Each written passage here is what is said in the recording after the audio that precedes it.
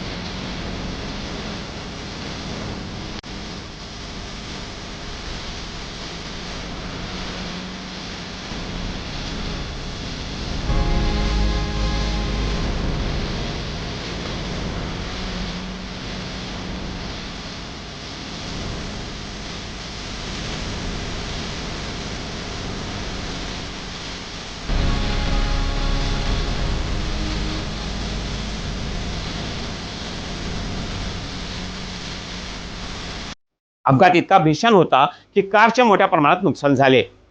या धडकेत कारमधील नावेद शेख गंभीर जखमी झाले आहे।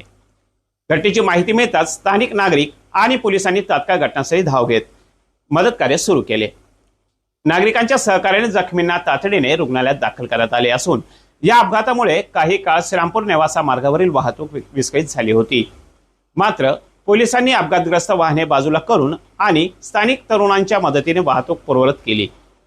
दरम्यान या अपघाताबाबत पोलिसांकडून पुढील तपास सुरू आहे।